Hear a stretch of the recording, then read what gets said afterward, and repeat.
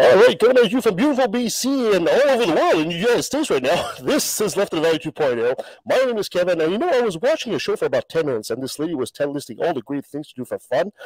Then I realized it was one of those religious channels. She was just listing this list of sins. So, anyway. As per usual, I have the lovely Christine with me. Hi, Christine. How you doing? You have to unmute yourself there. I'm doing well, thank you. And how's everybody else? And we have two guest co-hosts for the show. We have Matt, as he was with us last week. Matt, how you doing? I'm wonderful. I'm glad to be back. Excellent. And we have not just any Kyle, we have Cosmic Kyle with us. Kyle, how you doing, buddy? No complaints on my end, buddy. Excellent. Guys, we're going to have a great show today because we have a great guest. We have Dr. Will, we have Will Hannon, but we have him as Will Hamby there. So, and we're going to be talking about narcissism. Doctor, thank you so much for being with us, Left of the Valley. Appreciate that. Thank you very much. And just for clarity, I don't have my name. I'm a clinical therapist. So just Will is fine. Thank you. Will is fine. Sounds good to me. Will, I wanted to bring you on talk about this subject today because I think it's one of those subjects that really kind of makes my brain go tilt.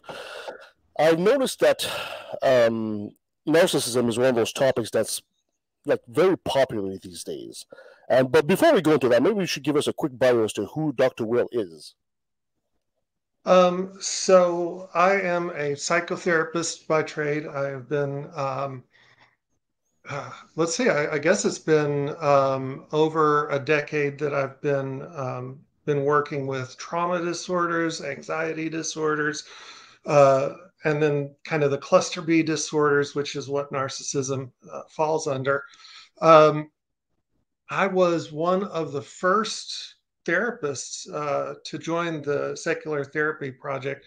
Daryl and I go back to before the Secular Therapist Project started, and I was just sort of getting into this direction of my career right about the time that it all got started. So I'm really proud to be one of the first of the therapists, and I've been with them this whole time. So yeah, that's basically it, I think. That's in a nutshell. Okay, well, Dr. Will, maybe for our audience, maybe you'll be so kind to start by describing to us what exactly is narcissism. Well, that's the question, and it's a deceptively difficult question to answer. According to the DSM, which is kind of like the gold standard for how we diagnose mental illness, it is what's called a personality disorder, and it is in the same category as borderline personality disorder, histrionic personality disorder, antisocial personality disorder. And in terms of what it is, well, it's really a description of behaviors, attitudes, beliefs that a person has that kind of form the foundation of how they see the world and how they move through it. And so it's one of those interesting places in mental health and psychology where we can say what something does with quite a lot of clarity, but to say what causes it is another question entirely. And from my perspective, I'm a trauma therapist, I'm an anxiety disorder therapist. And from my perspective, and really from the more progressive in the sense of moving towards the new science, among the more progressive therapists and scientists, we are taking a very environmental approach to looking at it. That narcissism is caused by specific kinds of emotional abuse, emotional trauma, certain kinds of environments in childhood that don't look to some people like they're harmful, but they are. So what we get is an adult who is really defined primarily by seeing the world entirely about them and to a large degree lacking empathy the ability to put themselves in somebody else's shoes, and the ability to really see the humanity in people around them.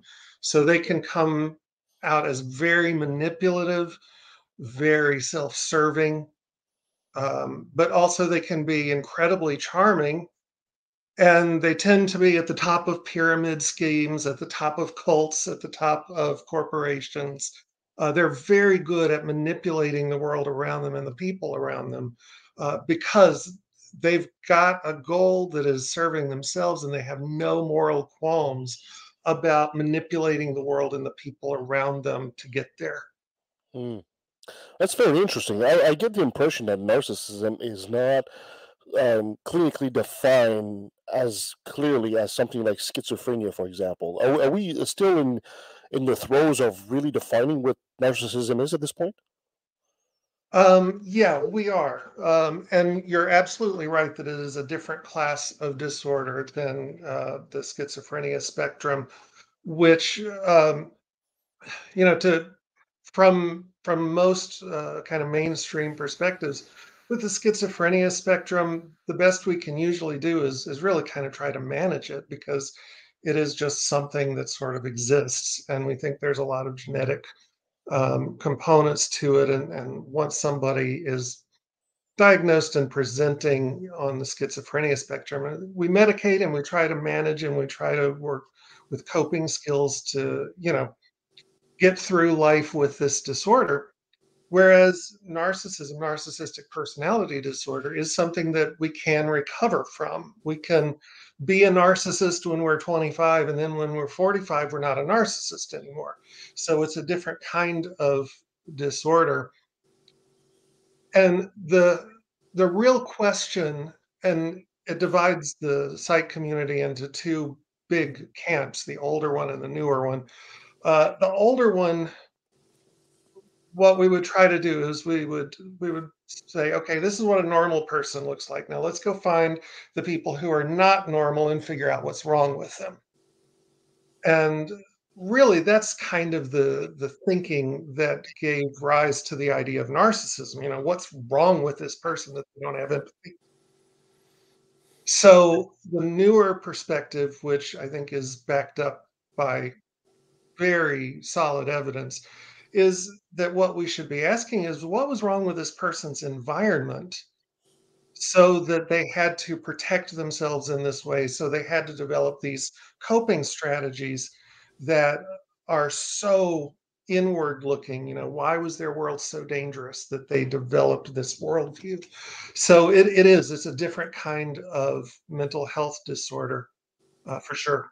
I have so many questions right now. Do you mind if I bump in for a second, Kevin? Okay, so you said that BPD and narcissism kind of live in the same family. Are they commonly linked together? And on top of that, you also said that narcissism can be treated and overcome. Is BPD something that can be overcome in the same way? Very much so, yeah. And from the perspective that I'm offering today, BPD is a response to a different kind of environment that presented different kinds of threats. If you think about the way that children develop as we move through our world, well, humans, we're very smart apes, but we are still apes, and apes, it's mirror neurons. Monkey see, monkey do, or in this case ape see, ape do. We don't have a lot of instincts. And so as we are children, we imitate the people around us, which is almost always their family. Mhm. And we come to believe that whatever the universe is when we're quite small, that this is what the universe is. And so children born into an environment where, mom or dad is very demanding and nothing is ever good enough, and there's always a risk of being ridiculed, for example, if we don't live up to certain standards. Here's where we are at risk for narcissism, having to prove myself to everybody. In the same way, borderline is largely defined by a kind of push-pull that when I feel like I don't have anybody around me, I feel just absolutely desperate to have somebody. And so I'm pulling people towards me and I'm being charming and agreeable. But then when people start to get too close, I feel threatened by that closeness. And so I need to push them away. And so this is going to be something that we're going to see out of more of kind of an unstable, anxious household where we could never figure out what to do to get the love and acceptance we needed from mom or dad or both. And it was very unpredictable, and we kind of had to be all things to all people, which of course is impossible. And so we're going to see more of that express towards the borderline spectrum. Do you ever see those together in one person, both of those diagnoses, or do they kind of, you get one or the other? Sure, yeah. In fact, if you think about cluster B, which cluster B tends to be the more aggressive personality disorders where I'm trying to actively control and manipulate the world around me, a lot of them have similarities or even kind of the same symptoms in part. As we diagnose things like narcissistic personality disorder, what we want to see is getting past a threshold. So I haven't looked recently, but I think it's 5 out of 9 or maybe 6 out of 9 that we want to see for narcissistic personality disorder, borderline disorder. So it might be that somebody has maybe 2 or 3 of the symptoms of borderline and 5 or 6 of the symptoms of narcissism. So we say, okay, they got narcissistic personality disorder. But that certainly doesn't rule out having traits of some of the others. You can have narcissists that are sometimes a little bit on kind of the histrionic spectrum as well. If you think of it more as just a big cluster of symptoms, and we're going to do our best to kind of draw a circle around this person's and fit that as closely as we can to one of the labels, frankly, in cluster B. So you can get kind of a Venn diagram in the cluster B family. Very much so, yeah. Okay. If I could squeeze one last quick question before I stop monopolizing this. Can you also find narcissistic traits in somebody with very low self-esteem? Oh yeah, that's the central feature of narcissism. In fact, two things here that I think are really important. The first is that narcissism, borderline, all of these, they're not on-off switches, they're spectrums. So when we look at prevalence, we say, okay, well, anywhere between maybe 2 and 16%, 18% even of the population, maybe narcissists. Okay. But if we look at how many people are a bit narcissistic sometimes, that gets a little scary because it's quite a lot. And probably the same could be said of borderline. So what we're doing when we say somebody is a narcissist or somebody has narcissistic personality disorder is we're saying that their behaviors and beliefs are so ingrained and so kind of prevalent in their lives that it's causing severe problems. And we need to move from, okay, this person's a bit narcissistic sometimes to this person has NPD. So I think that's a really important thing to notice. And can you remind me, pull me back to your question, because there was one other thing I wanted to say, but I've forgotten what the whole question. You muted, Matt. Oh. I'm sorry. I have my kids today. I'm trying to keep the background noise out. The question was, can somebody with narcissism also have extremely low self-esteem? Yes. Okay. So borderline narcissism and antisocial personality disorder, which we used to call kind of sociopathy, the other person's a sociopath. They are all rooted in a very, very profound and deep sense of not being as good as everybody else. So if we think about narcissism, it's really a way of saying, I'm going to prove that I'm good enough or better or whatever. Well, if I have to prove it, that means I don't believe it at some fundamental level. And so you're exactly right. Narcissism is really always rooted in that deep seated and really difficult to shake idea that I'm not as good as everybody else. And they might find out if I don't control my universe, control the people around me, and Whoa. make sure to prove that I am the best. Well, that just blew my mind because I'm thinking here that if you watch just about any media today or any movie, it's exactly that. It's a message. It's almost a message that's prominent in Hollywood right now of the protagonist proving himself or herself to everybody else. So, is our culture in a way promoting the growth of narcissism here? Well, look who we elected in 2016. Yeah. Well, I mean, how do you do that if narcissism isn't deeply rooted in your culture?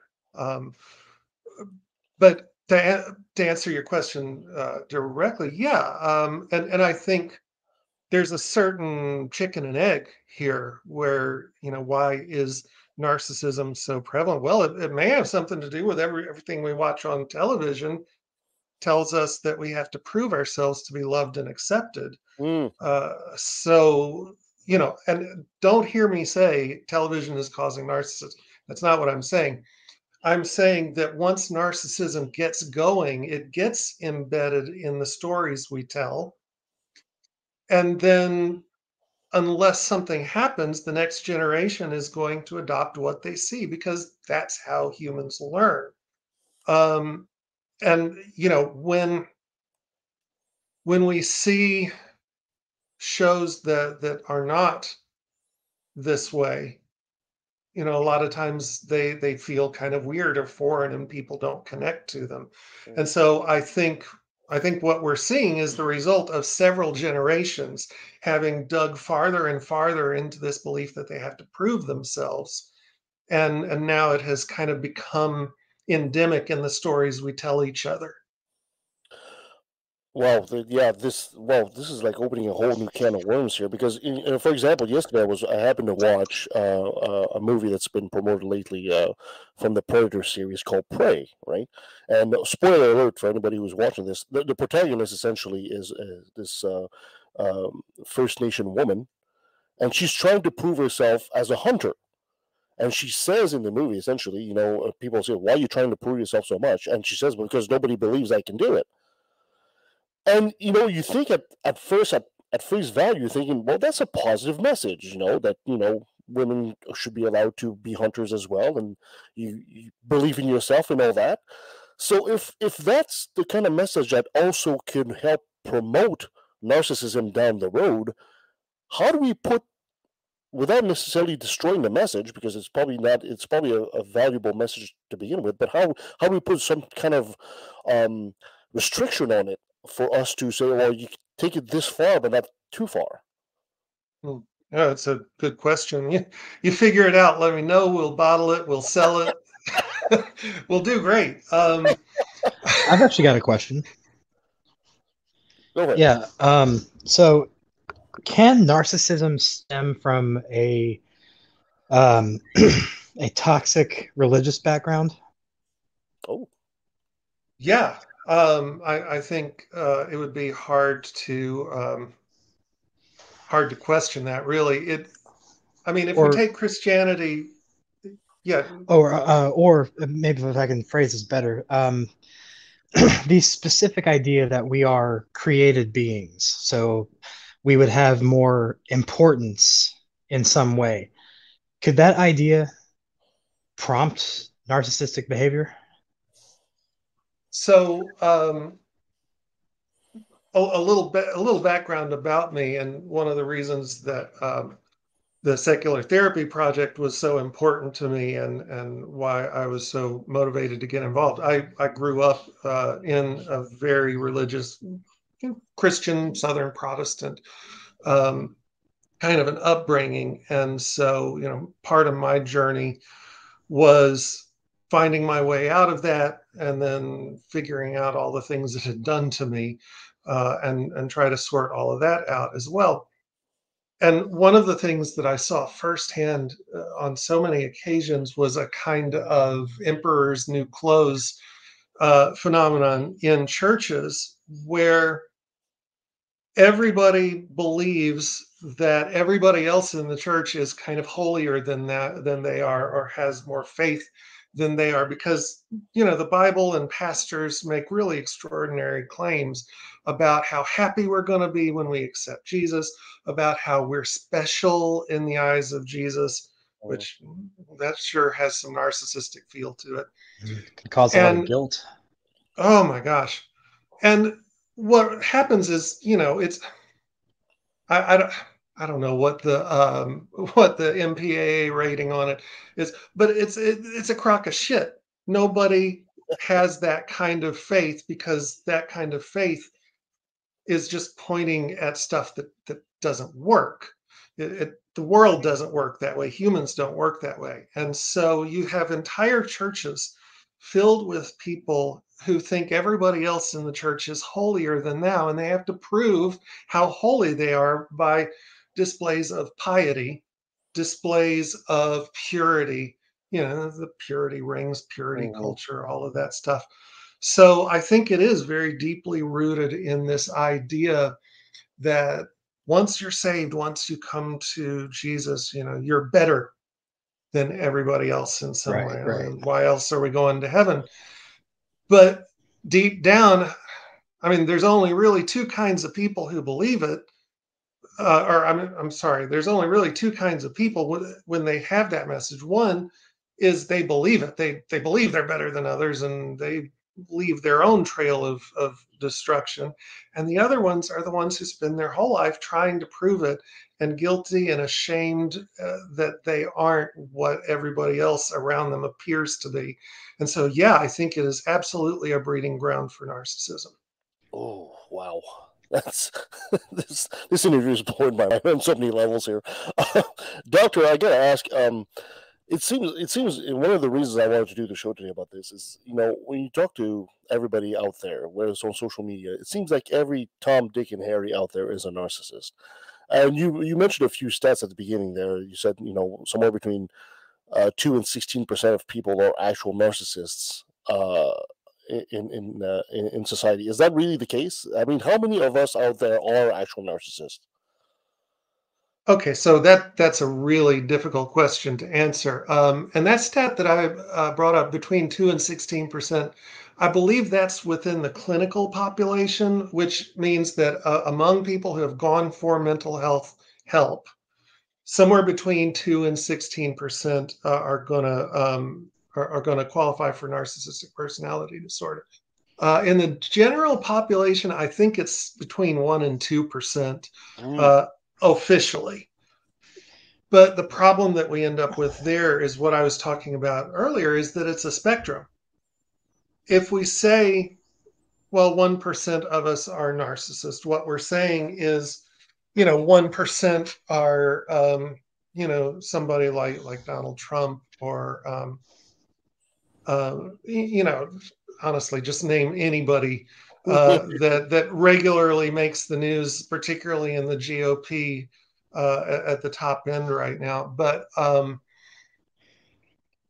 if we're only defining it as the people who do that kind of damage on that scale, I think we're missing the impact of people who are a bit narcissistic, and maybe express that narcissism in some pretty destructive ways, but that still manage to live life and do okay, and they have a family, and they have kids, and they hold their job and whatnot. But that cycle of always trying to prove myself is still draining, and it still creates problems with connection with others, of sort of believing that we're accepted, believing that we're good enough.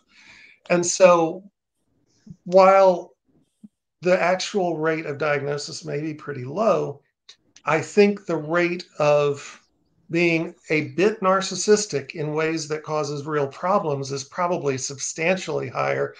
I don't know that I want to put a firm number on it. I don't have that kind of research in front of me, but I don't know anybody who doesn't know a narcissist.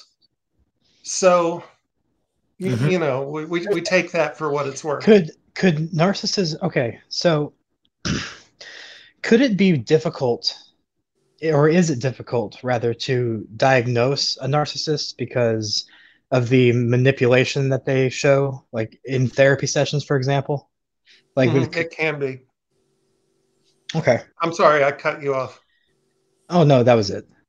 No, okay. it's just I find that some of the symptoms of narcissism are symptoms that you can apply for anything else, right? I mean, for example, if we take we make the comparison with similar like a physical ailment, you know, and you say, well, this condition might give you headaches. Well, headaches is a symptoms of a lot of issues, right?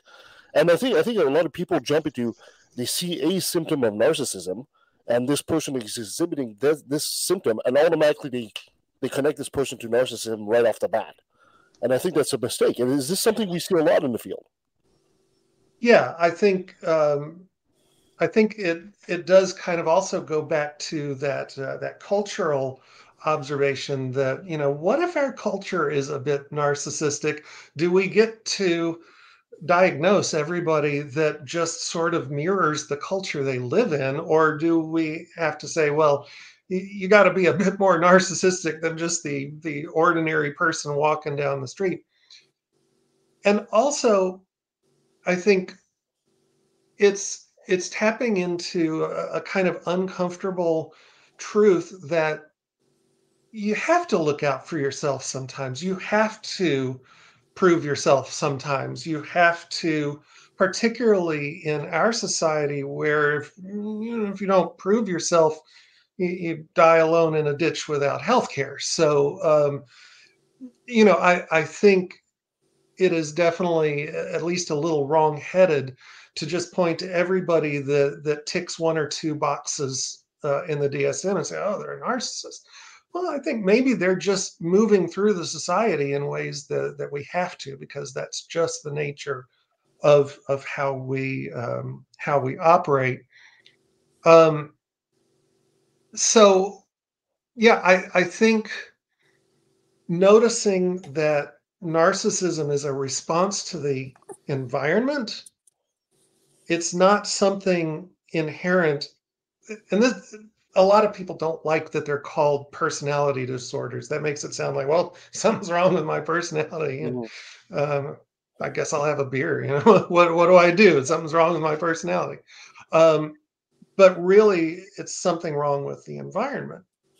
That when we grow up in an environment where we don't have to prove ourselves, where we are accepted for who we are, where we're safe, where our identity is valued and honored, and where we don't feel like we have to outperform to survive, well, we don't become narcissists.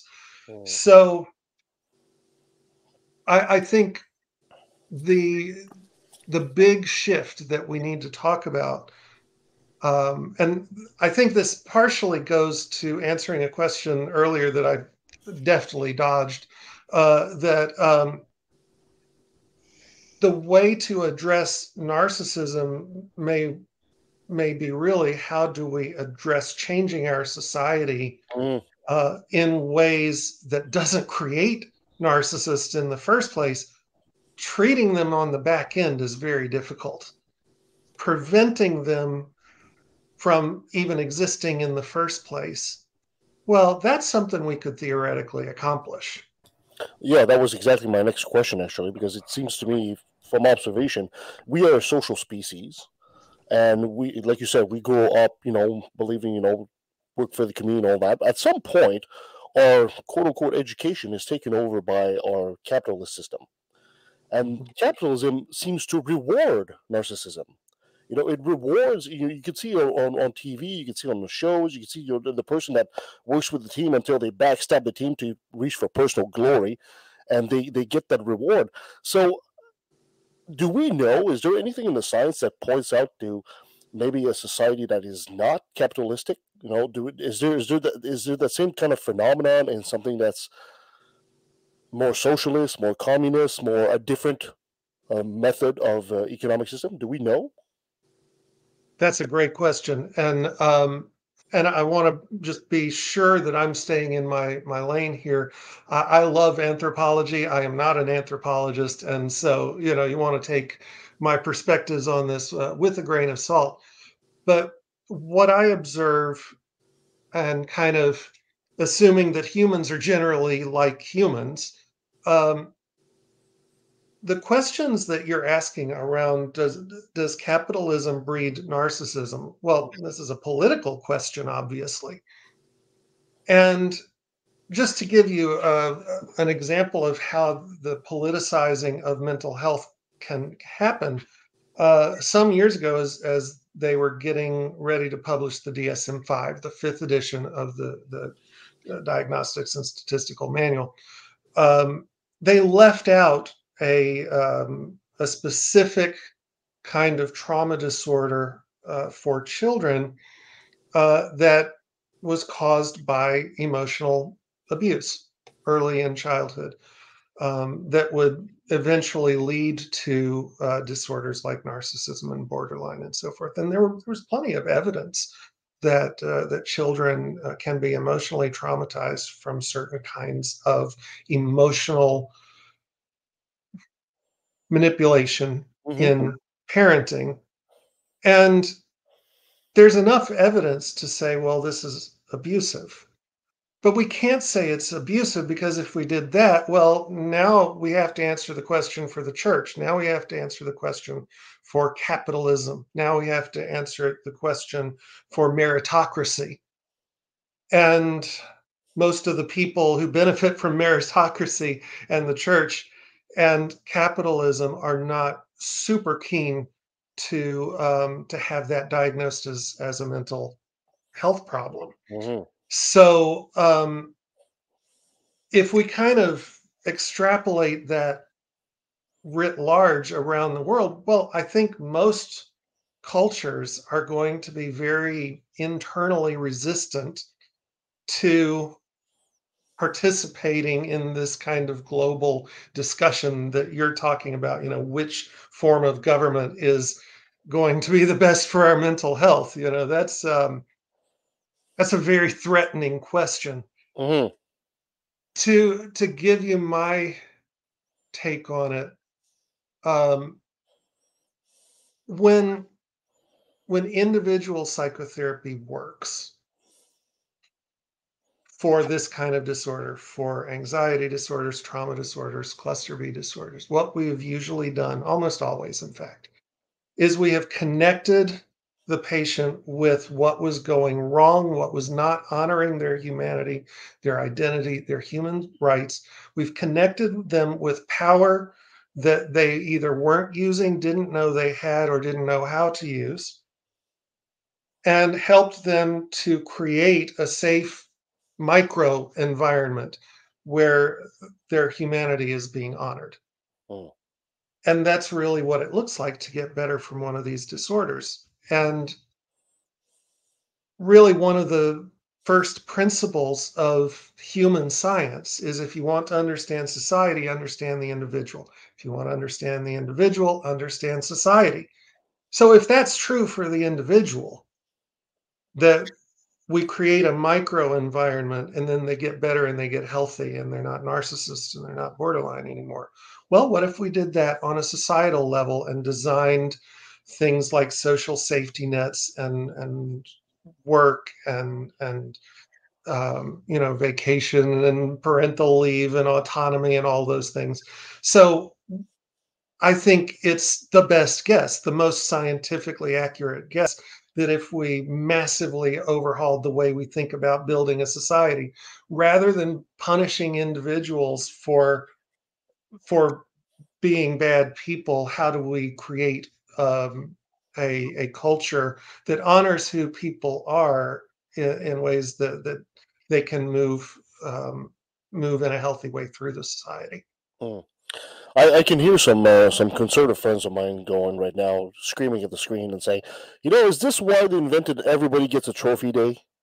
Just to make sure nobody gets into one of these, can't feel bad, but it doesn't really reflect reality either. What would you say to somebody like that? Yeah, we all get participation trophies. Why not? There we go. I like that. Why not? Why not get a participation trophy? That is what I would say. But breaking it down just a little bit more. Well, okay, we get a trophy. What does that mean? It means we were the best. Okay, well, what does that get us? I was the best. Okay, does that make me likable? Does that make me safe? Does that make me empathetic? Does it make me a person of good values?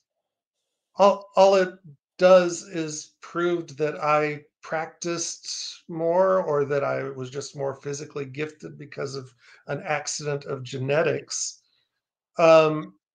So somebody can have a wall full of trophies and be profoundly lonely. Mm-hmm. Somebody can be connected to a vibrant and accepting community and never have won a damn thing. So, which is more important, to have a safe community or to have trophies? Yeah, fair enough.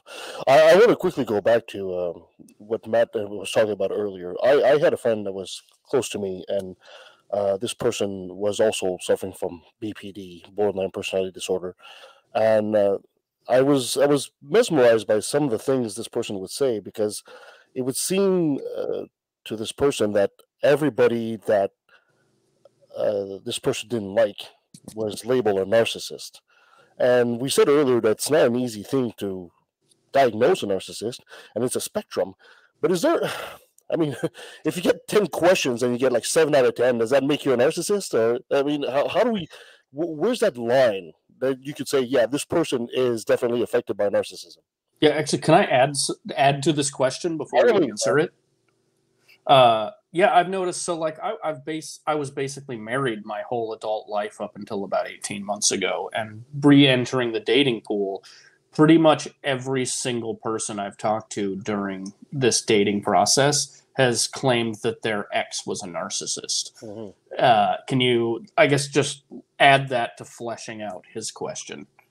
Mm-hmm. Yeah. Well, so there's an interesting thing that happens as we get better, and by better, I mean healthier, as we recover. We get really good at spotting red flags. We get really good at setting boundaries.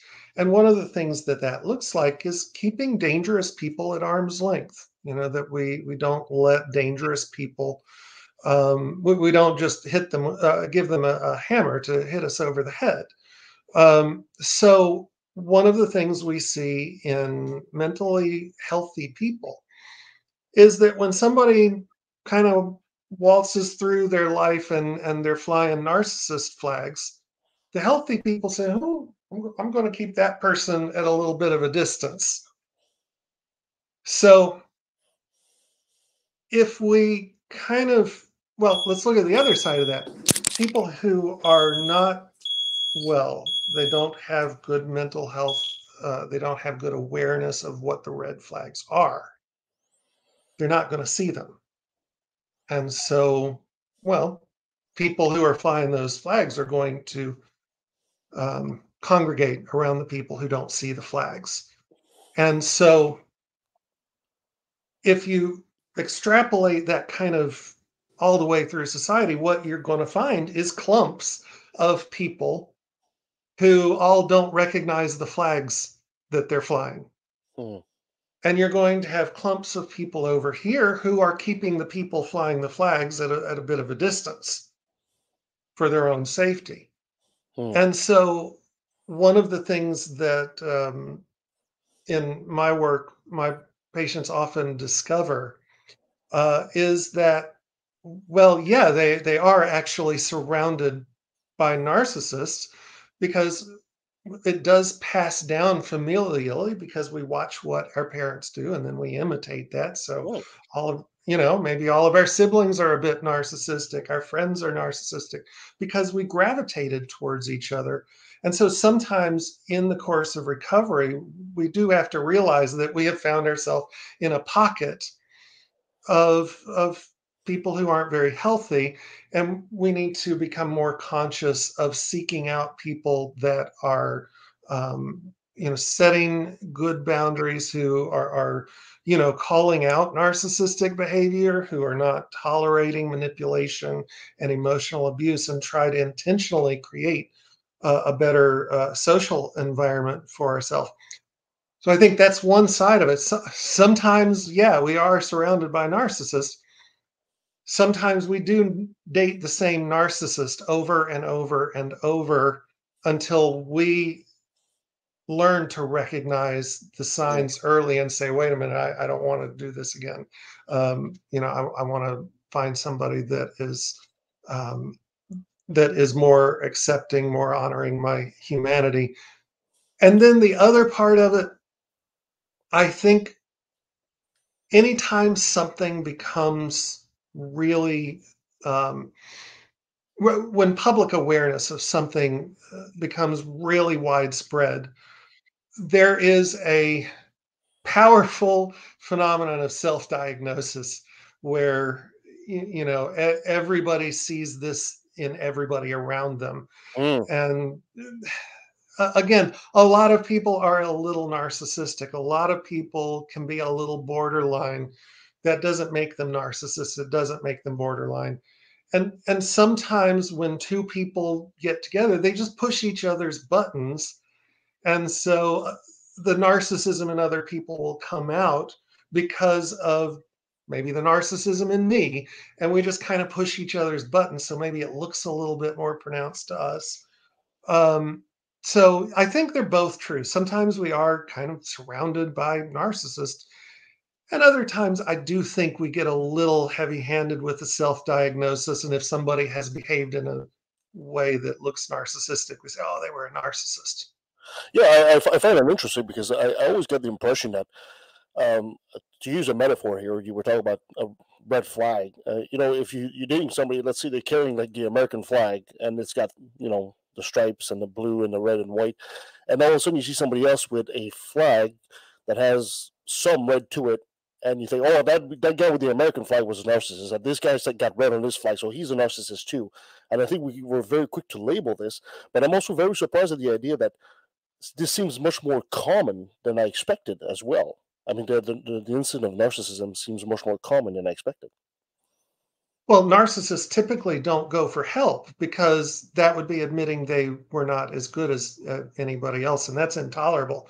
So it's a real thing that we have to guess in some ways. And I don't want the audience to hear that it's a wild guess. It's a scientific guess, a statistical guess based on a lot of other information that we have.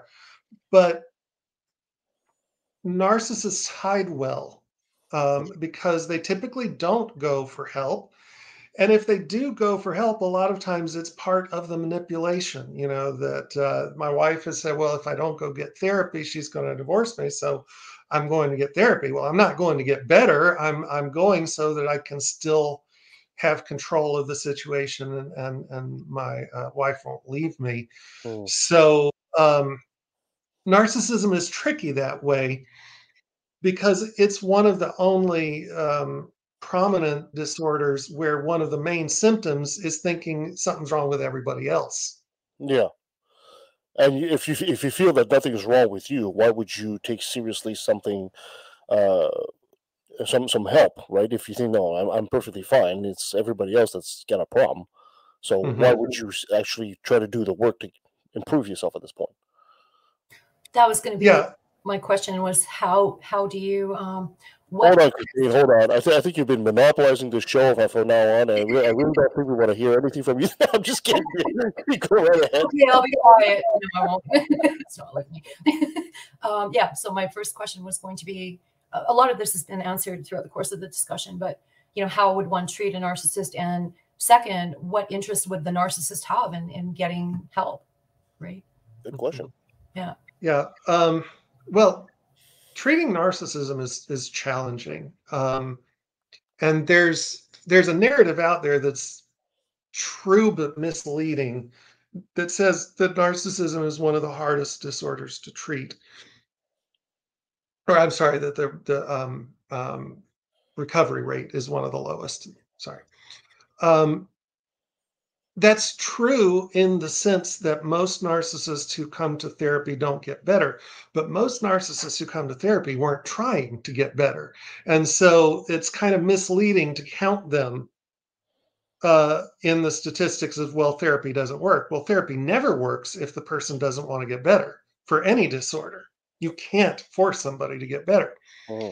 So if we take that large swath of people out and look at the narcissists who are trying to get better, almost by definition, they've realized something is wrong that they can't fix. So in my experience and in talking with colleagues, this kind of profile of a narcissist who's going to get better has emerged, in that they've probably hit rock bottom in a way that they're powerless, or they feel powerless, and they've realized that their box of tricks is empty, and they can't help themselves, and so there's a certain desperation to it. And when they do start getting better, it's because the therapist has created an environment where it's okay for them to say the things that you can never say. It's okay for them to say, I don't know if I'm good enough. I kind of, sometimes I think I'm a piece of shit, really. Sometimes I think everybody is judging me. And so it is really about a kind of almost radical safety, where whatever it is that they need to say, they're going to say it. We're going to say, okay, yeah, I hear that, and that's valid, and let's talk about it, so that they feel safe in exploring the things that their environment never let them feel safe. What would it be like to play a sport and not try to win? Mm. What would it be like to go on a date and not try to impress your date? What would it be like to, and just sort of begin exploring what life might be like if I wasn't trying to prove myself, and just giving people the opportunity to accept me as a charmingly average person. Do you find that men or women are more likely to be narcissists? Good question.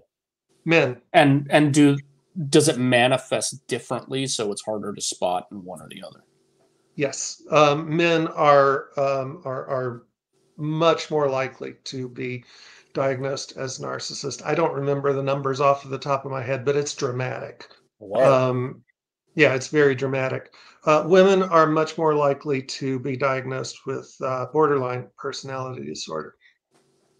If you follow the stream where it leads, if we're talking about society kind of creating these disorders, both by instilling these values in parents and by delivering it to us in the media, in the workplace, in the dating arenas.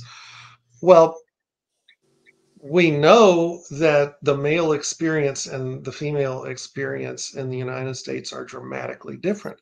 And if we think about how men and women are socialized differently, men are socialized to sort of kill, conquer, destroy, be the best, impress people. And women are socialized to be 20 things at once, all of which are impossible. Yeah. And so why would we be surprised then when narcissism becomes more prevalent in men, and borderline, this push-pull? I want this, but I also want that, and those things are opposite, and I can't find the middle ground between. That sounds a lot like being a woman to me, doesn't it? Mm-hmm. Interesting. Has there ever been a correlation suspected between, let's say, for example, a moment in time where women were more relegated to be caretakers of the home and all that, and then all of a sudden women were allowed to go into the workforce, the competitive workforce that men were in. Has there ever been a correlation and a jump in borderline personality disorder? I guess because to me it almost sounds like BPD is almost like the women's version of narcissism. Or am I wrong with this? Well, that would be a difficult thing to sort of prove. Yeah. But I'll tell you this, patients tend to get better when you treat it as if that's true. Mm, interesting. I was just wondering if there's ever been a correlation, a jump in narcissism in women as soon as they were part of the workforce, like in modern days, as compared to the old times where they were more relegated to the home. I don't know of a specific study that has made that correlation. What I am thinking of is several studies that have linked various social media activity with a rise in narcissism that Mm, is also seems to be affecting women. So I think it's not a bad guess, in terms of, well, if the environment is what's affecting this, then when you change the environment, you probably change the prevalence. I think that's a good guess. And again, it's one of those things that is sometimes difficult to study because there are institutional barriers, yes. and there's a rigidity in the psych community that, when I see something I've seen 1,000 times for the last 20 years of practice, well, I'm not really going to do a lot of soul searching before I diagnose it. I'm just going to diagnose it. Mm, And so there's often a pretty substantial lag in the ivory towers where we start noticing some of these correlations. And in practice, where a lot of times we really are just trying to get from one patient to the next, without collapsing by the end of the day, yeah. because the mental health system is really overwhelmed in the United States. Um, I was actually talking with Daryl Ray before, when we were talking about maybe doing this forum, and this is something I didn't know because I'm not really in the inner workings of a secular therapy project, but I'm one of the people you call. I'm not an administrator, but he told me they're up to 30,000 registered patients now in about 10 years. There's 650 therapists. What is it? 45 states. It's a big organization. Yes. But when you think about those numbers, okay, 30,000, I can see about 30. 30 is probably about the average from somebody in private practice. Well, what's 30 times 30,000? Not much. Mm-hmm. And 650 therapists, or I'm sorry, 600, let me try that again. 650 therapists times 30. That's really not much. 30,000 registered clients. Well, these are people who found it Yeah. and registered. And the one thing that I have seen really throughout the last decade, as I've kind of watched the organization grow, as I've watched them expand into other areas, every new area they move into. There was the clergy project, which Mm-hmm. was an opportunity for atheists in the clergy to say, "Hey, there's nothing else I can do. I'm kind of stuck here." And it was just an overwhelming response to that. Every time there's something new, the response is overwhelming because there simply are not enough people, frankly, who get it. Who are able to say, all right, we need secular therapists who are using a science based approach.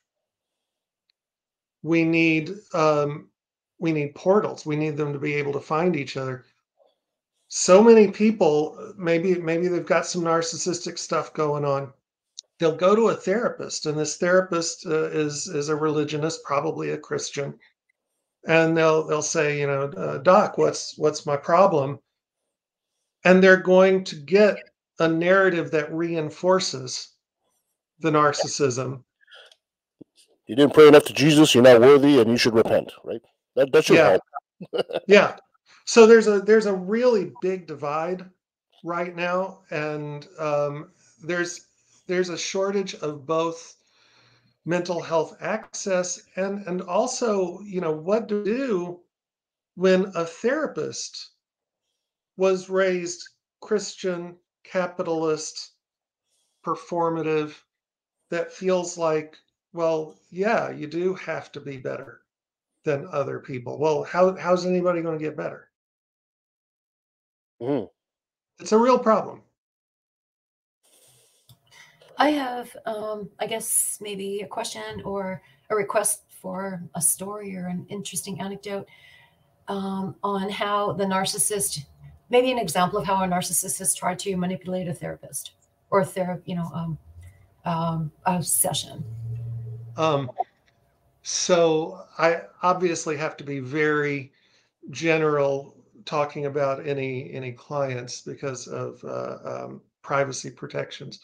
But I remember one client many years ago who had sort of come to grips with the fact that he was a narcissist, and so what were we talking about? We were talking about ways to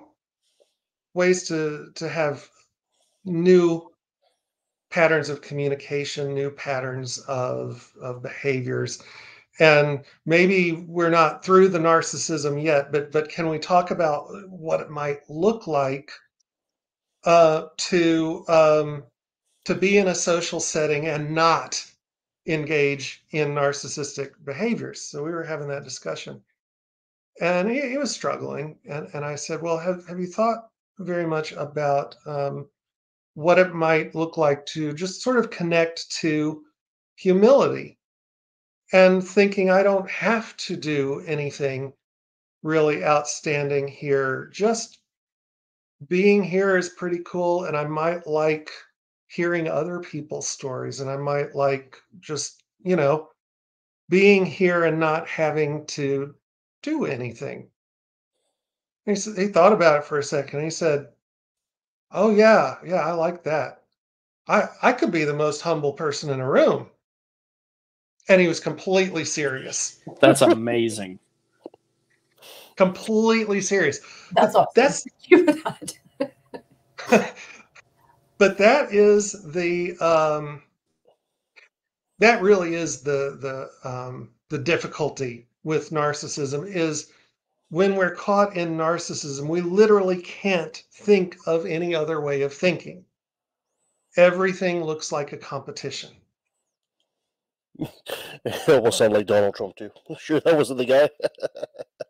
And let me add something about Donald Trump here. In addition to any of the 1,000 disservices he's done to humanity, I think he's also done a real disservice to mental health, because so many people point to him and say, oh, well, that's what a narcissist is like.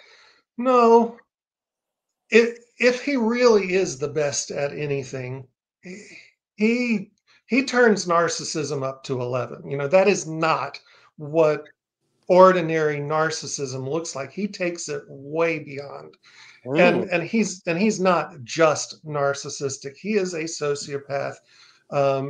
He's a malignant narcissist. There are different kinds of narcissists. He's Machiavellian. He is just the convergence. Somebody asked about multiple diagnoses earlier. It's hard to think of something on cluster B he doesn't have. And I'm not diagnosing, we can't diagnose from afar, but apparently that's what he, acts like.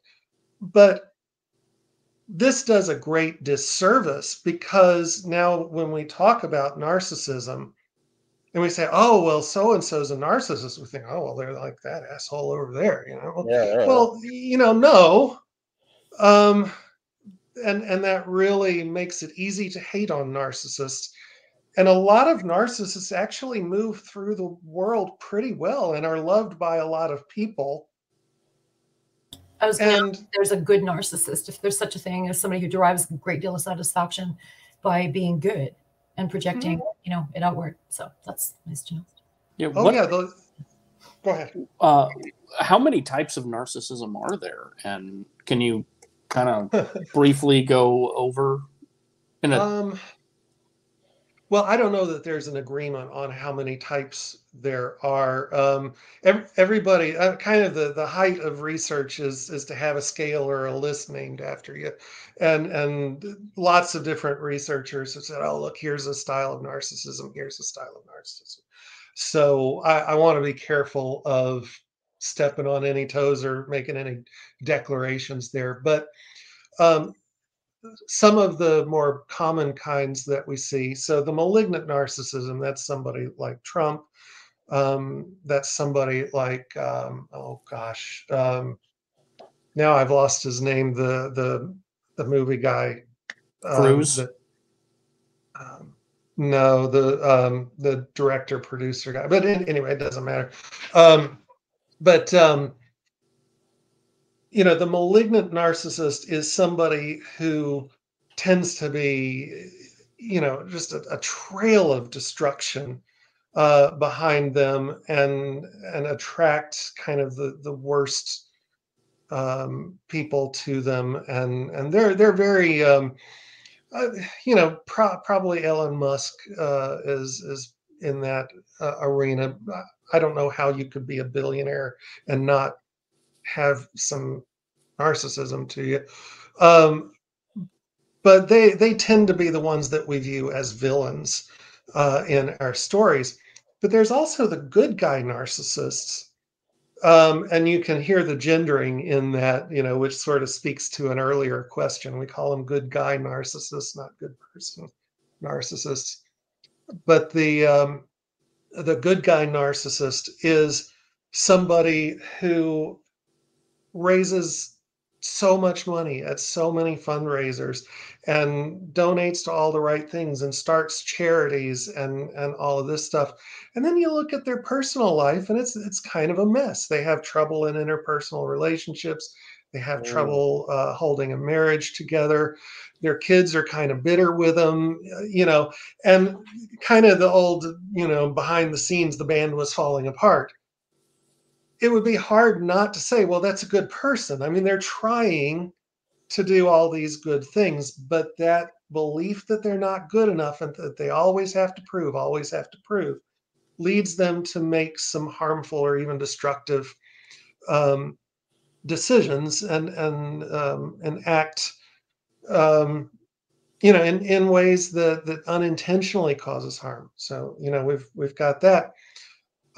What's the name of the other one that we see all the time? It's kind of vulnerable narcissist. Sorry, who? You know, vulnerable. Oh, Narcissist is another one we see quite a lot, where this is a person who, frankly, is going to get their feelings hurt a lot, and one of the ways they manipulate is by kind of guilting and shaming the people around them for not acknowledging how awesome they are. You know, so that's another form that we see, but there are quite a number, probably at least a half a dozen or so.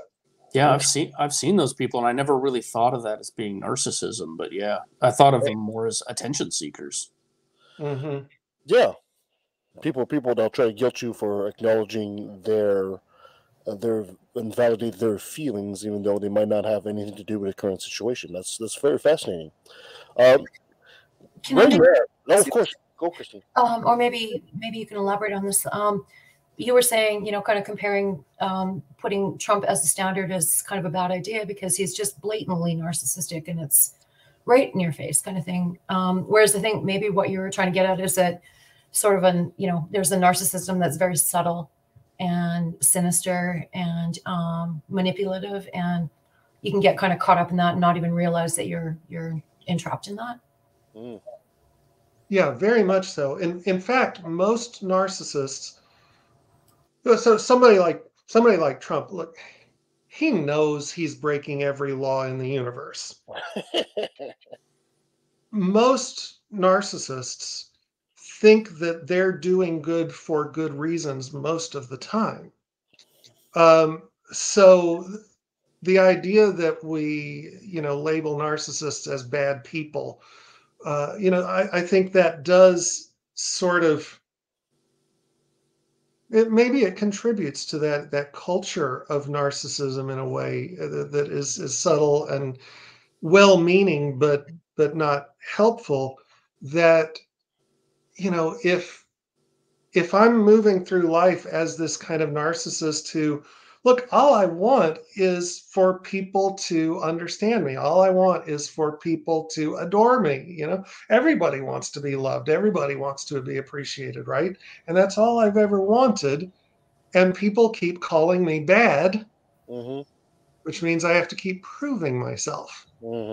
I think I'm talking more about the narcissist who's maybe a little more self-aware and is deliberately manipulating situations in a really, really subtle way. Not speaking from experience here or anything, and you don't you're in it until you're out of it, Yeah. That's, I think those are the ones that we hardly ever see in the office. They're just, I bet. Yeah, because they're not going to seek out, they're moving through the world and leaving a trail of destruction in their wake, but they don't give a shit. Yeah. And I think, for the narcissist I was describing, who really does think of themselves as trying to be a good person, they can go into a therapist's office and say, look, I've always tried to be a good person, and they're telling the truth. And that's a level of vulnerability that they can access because they're not admitting, oh my God, I really am just a complete piece of shit. So they can say that to the therapist, and that's an early step in the therapist saying, okay, yeah, that's true. You have always been trying to be good, and it's not working the way you want it to. So let's talk about finding some ways to accomplish that rather than just try to be that. And that's a pathway they can take. Whereas somebody who knows for sure that they've screwed over everybody they've ever met, it's a big ask for them to come into the office and tell that to the therapist. Because their biggest fear is that they're a terrible person, but they've got the receipts. They've got the proof that they're a terrible person. And so we're almost never going to see them. And in fact, I'm going to segue this into an answer to a question that y'all haven't asked, and I'm totally going to plug STP on this as well.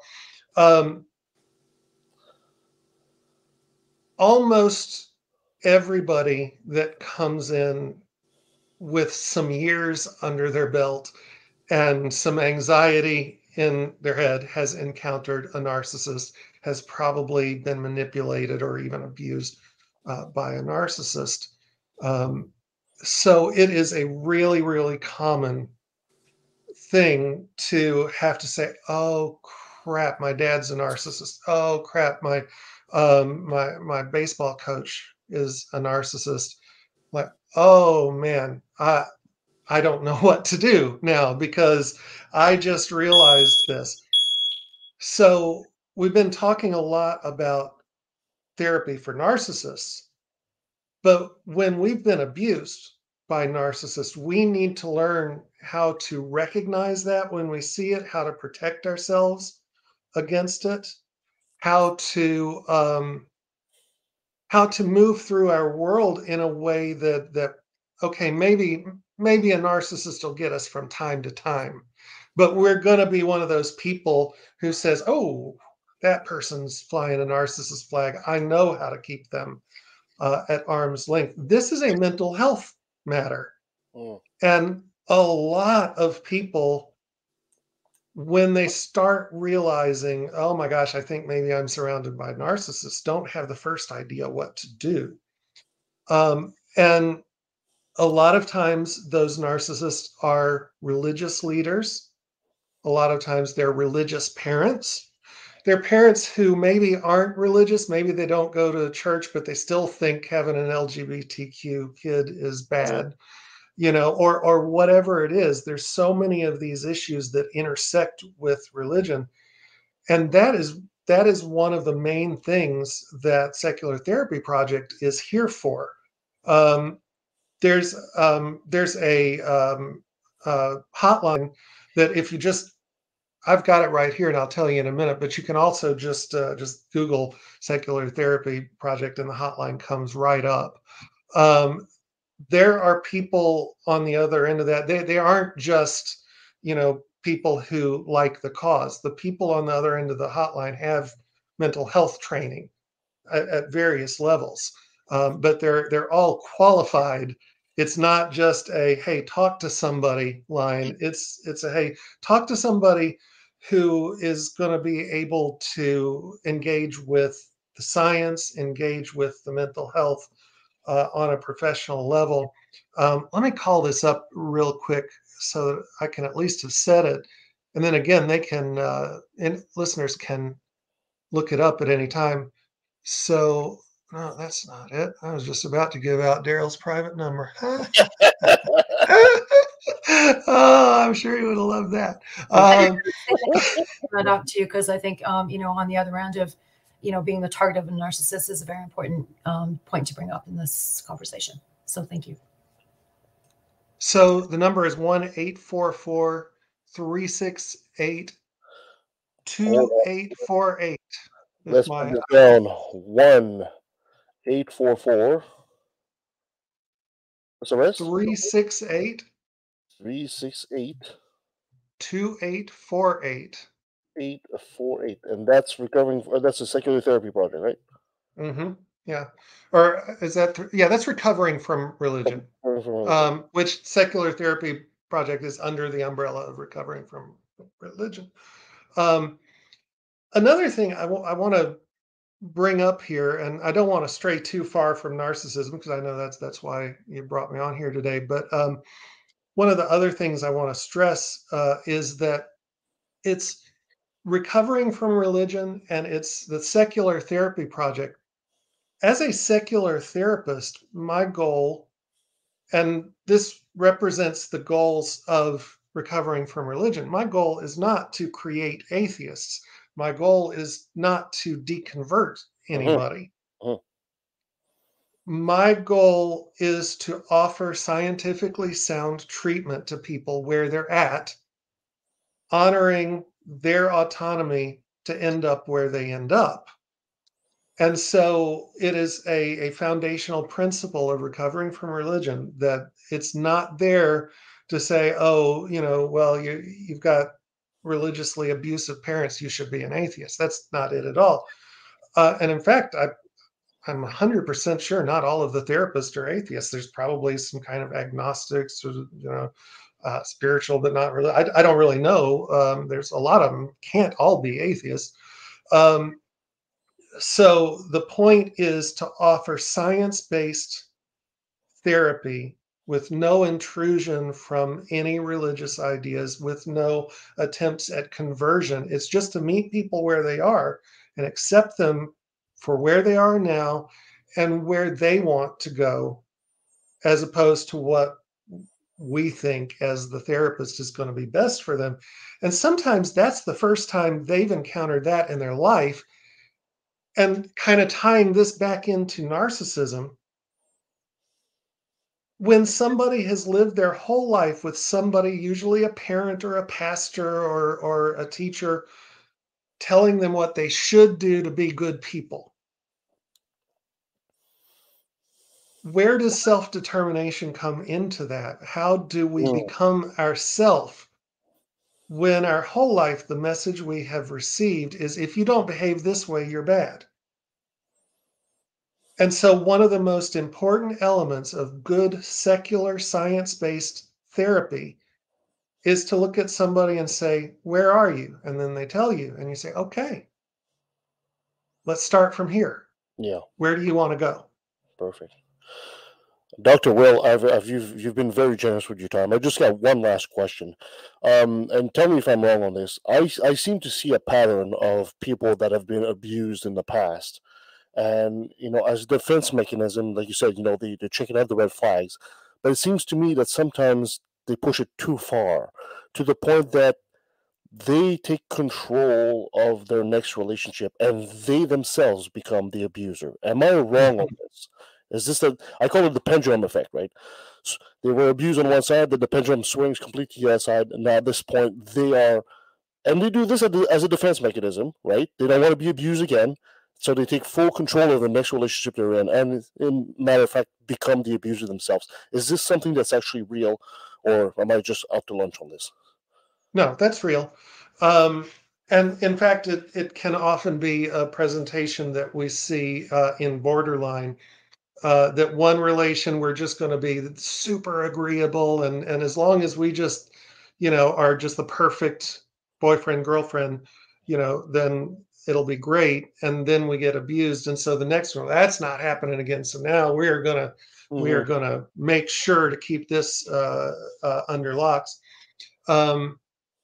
So yeah, and it's not exclusive to borderline by any stretch.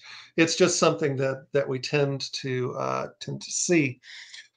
So yeah, it is a common cycle, and in fact, what you're talking about here is the cycle of abuse. You hear that all the time, but sometimes we don't recognize that we're a part of it. And one of the ways that we are often a part of it is with the best of intentions to protect ourselves and to make sure that everybody around us is safe. So, again, I think that goes back to this idea that we don't want to label narcissists or borderline or anything like that. We don't want to label them as bad people. They're products of an environment that abused them, and they are trying to protect themselves. The narcissist is trying to protect themselves by being powerful enough to not be hurt. But they're still trying to protect themselves because they were hurt. And this is their reaction. This is their defense mechanism against being hurt. And if you take any of these disorders, you're going to find the same basic mechanism, that they were hurt in a specific way.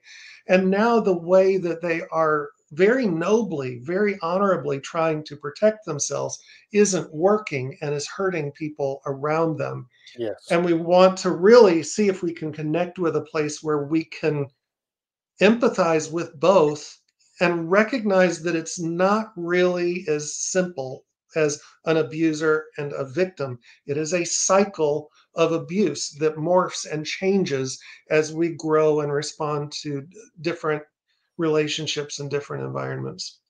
Fantastic. Dr. Will, thank you so much for being with us on the show. We could probably go on for another 3 hours of this topic, but we've abused a lot of your time, and I really appreciate that. Doctor, if somebody wants to find out, let's give out that number one more time for Recovering from Religion. So it's 1-844-368-2848. This is Recovering from Religion, and as part of the Recovering from Religion, you have trained agents like Dr. Will right here, and they will take you to the Secular Therapy Project, which they do fantastic work.